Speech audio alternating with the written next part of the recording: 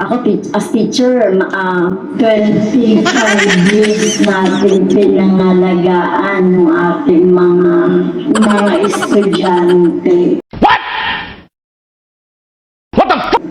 Ngayon, child abuse pa yung nakakaso sa amin. So, makakaso sa akin. So, talagang nakakalungkot. Kasi ako pa na teacher na talaga nangalaga doon sa kapakanan ng mga estudyante. Ganito pa. Putang ina, shit! But anyway, malakas po ang loob namin na ito ay madidismiss at the end of the rope, no?